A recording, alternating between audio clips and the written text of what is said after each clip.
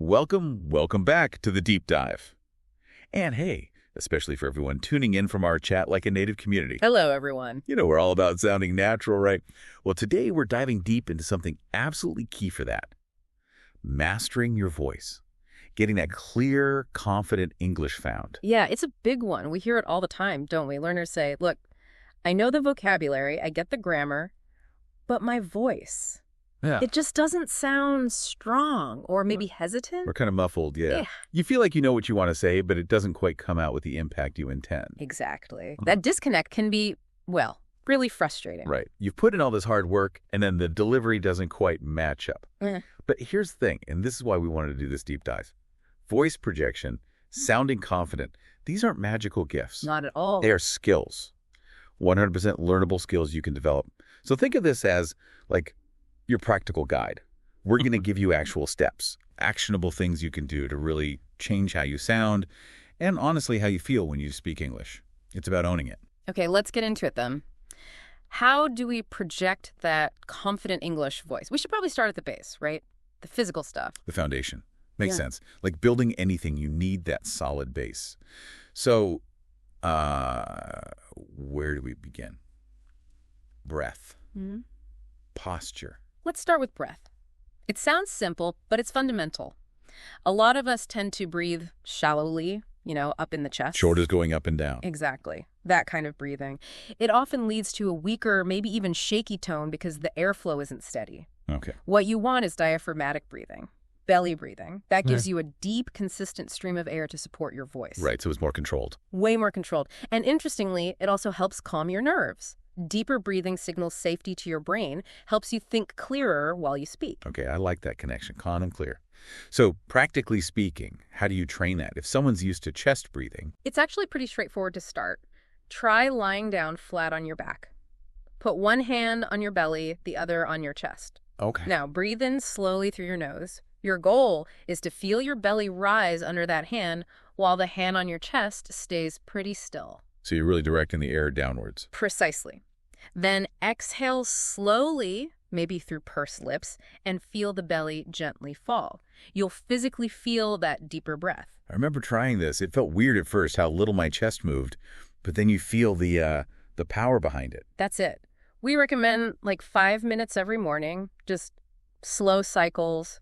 Inhale for 4 seconds, exhale for 6. Get used to that feeling. Lying down first. Yeah. Start lying down, then try it sitting, then standing, making that belly breathing your default. Yeah. That's the bedrock for strong projection. It gives you that reservoir of air. Okay. Bedrock established. And breathing works hand in hand with posture, right? You mentioned the physical foundation. Absolutely. Your body is literally your instrument's resonator. It's your natural amplifier. Think about it if you're slumped over. What happens? Your lungs are compressed, your throat's kind of tight. Voice gets trapped, muffled. Exactly. But stand tall, open up your posture, and you free everything. Your breathing is easier, your vocal tract is open, the sound just projects better. And I bet it makes you feel more confident, too, just standing taller. Oh, definitely. There's a feedback loop. Good posture signals confidence to your brain, which can actually reduce anxiety. So you feel calmer, and your voice sounds calmer and stronger. It all connects.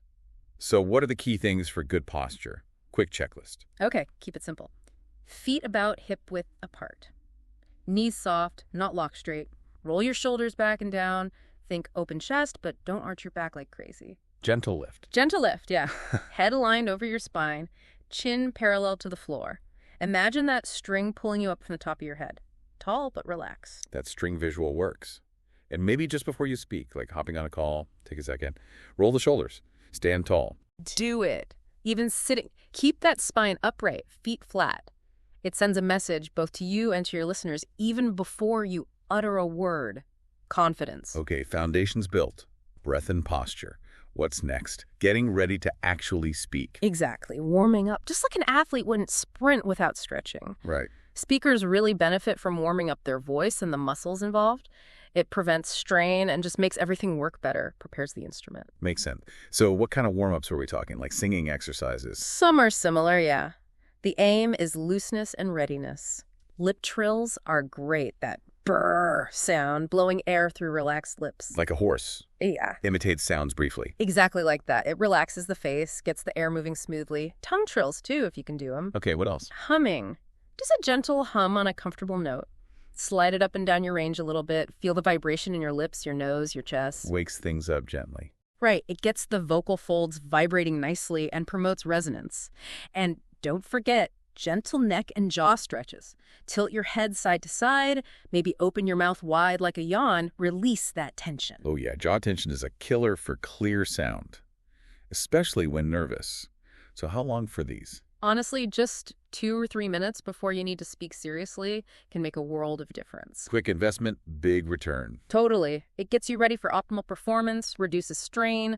Skipping warm-ups is a common mistake that leads to vocal fatigue or just not sounding your best right off the bat. Good tip. Okay, so we're warmed up. Now let's get into the actual sound. You said it's not just about being loud. No, definitely not. Being heard and understood is much more about clarity and precision than sheer volume. Precision, I like that. Think about it. A clearly articulated whisper can actually be more impactful than a loud mumble, right? True. It's about crisp consonants, clear vowel shapes. Making each sound distinct helps the voice carry. Okay, so less shouting, more shaping. How do we practice that shaping, that precision? There's a great drill over articulation. Pick a simple phrase, maybe a tongue twister like, "She sells seashells by the seashore." Classic. First, say it really slowly, exaggerating every single sound. She sees, she says. Feel your lips, tongue, jaw working overtime. Really deliberate. Very deliberate. Then speed it back up to normal, but try to keep that same level of muscular engagement and clarity. So you train the muscles to be precise even at speed. Exactly. You'll notice the difference. Another tip, mouth openness. For open vowels like ah as in father or oh as in go, aim for maybe a thumb's width between your top and bottom teeth. Let the sound out. Don't mumble with a closed jaw. Right. And pay attention to those tricky English consonant clusters. Practice them. Resources like Rachel's English are great for focusing on those specific sounds. It ensures every syllable counts. Makes sense. Clarity first. Then once we have clarity, we need to avoid sounding, well, boring. Monotone. That's the next layer. Vocal variety and dynamics. A flat, unchanging tone just puts listeners to sleep, doesn't it? Oh, absolutely. Using changes in pitch, pace, and even volume keeps people engaged. It also helps you emphasize what's important. It signals your own engagement with the topic. This is where it starts to sound really natural and expressive. What exercises help here? Try pitch glides. Take a vowel sound like E or ooh, and slide your voice smoothly from a low note up to a high note, then back down. Like a siren, but gently. Stretches the range. Exactly. Makes your voice more flexible. Then practice emphasis.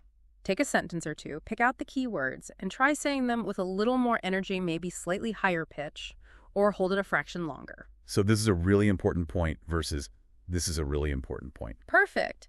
See how the meaning shifts slightly? You guide the listener's focus. And don't underestimate the power of the pause. Strategic silence. Yes. Brief pauses after key ideas let them sink in. It also gives you a natural moment to breathe, reset, and stay in control. It makes you sound thoughtful, not rushed. Think dynamic delivery, not a flat line. Okay, physical base, warm-ups, clear articulation, dynamic delivery. What's missing? The mental game. The mental game, mindset, and practice strategies. Yeah. Because so much of sounding confident actually starts before you even open your mouth. It starts in your head. Right, that feeling of self-assurance. And you can cultivate that. Visualization is powerful. It sounds a bit woo-woo maybe, but it works. You basically trick your brain into feeling confident by rehearsing success mentally. I've heard about this, like athletes visualizing the win. How does it work for speaking? Before you speak, presentation, meeting, whatever, take 30 seconds. Close your eyes. Vividly imagine yourself speaking clearly, sounding strong, engaging your audience. See them reacting positively. Feel the confidence. Create that mental movie. Exactly. And maybe add an anchor affirmation, a short phrase like, "I speak clearly and confidently," or "My voice is strong." Whisper it to yourself while standing tall. Connect the physical feeling of posture with the mental intention. Linking mind and body. It genuinely reduces speaking anxiety. You're aligning your internal state with your desired external projection. That's powerful. And then there's practice. We need feedback, right? How do we know if we're actually improving? Self-feedback is crucial. And the best way, record yourself. I know we should, but hearing your own voice can be cringeworthy sometimes. It can be.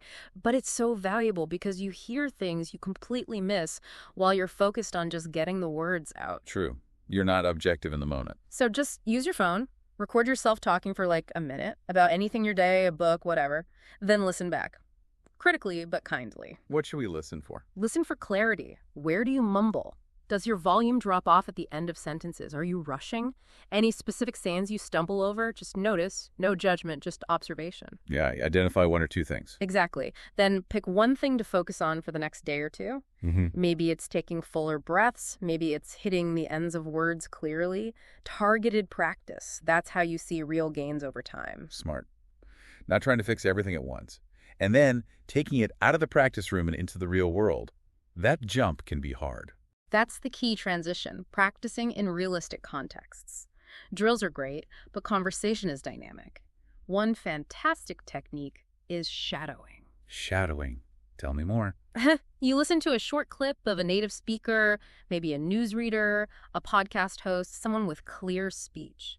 Listen to a phrase. Okay. Pause the recording and immediately repeat it, trying to mimic everything. The rhythm, the intonation, the pauses, the energy. Like being a vocal parrot.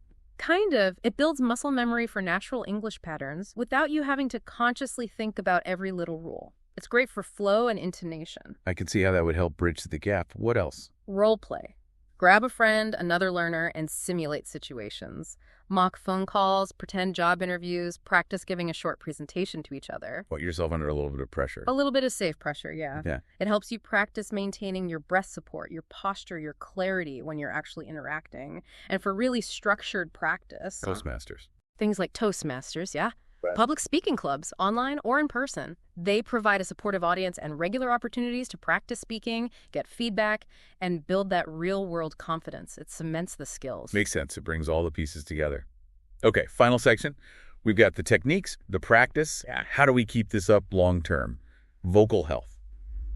Motivation. Super important. Sustainable progress means taking care of your instrument.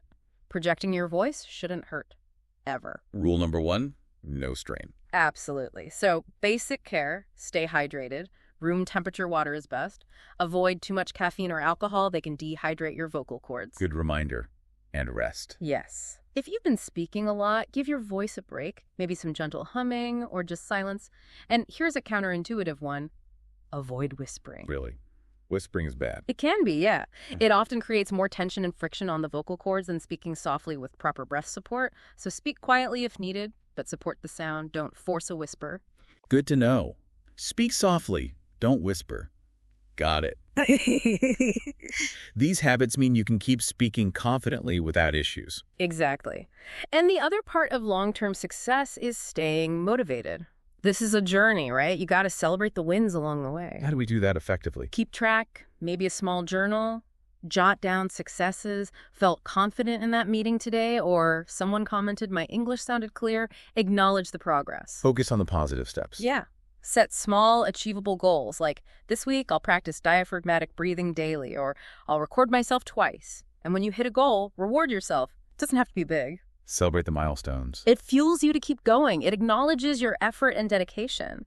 Learning voice projection takes time, so be patient and kind to yourself and recognize how far you've come. That's a great way to wrap up the practical side. It really is a whole toolkit, physical, mental, practical application. It all works together. Breath, posture, warm-ups, articulation, variety, mindset, practice, care. It is a journey, like you said. Building that confident English voice is definitely achievable. It's within your control. We've covered so many tools today. Lots to work with. Lots.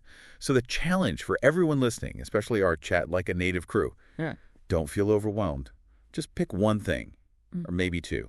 Just start somewhere. Right. What resonated most? Was it the belly breathing, the over-articulation drill, the visualization? Pick one and just try to incorporate it this week.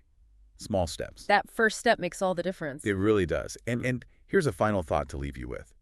Think about this. If your voice really is a reflection of your thoughts, your inner self, what message are you sending when that voice becomes clear, strong, undeniably confident? Ooh, that's deep. How might that shift things?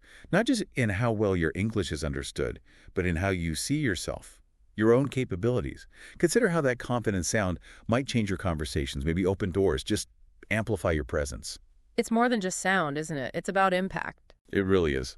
We hope this deep dive gives you both the tools and the inspiration to make that happen. Thanks for joining us. Yeah, keep practicing. Until next time.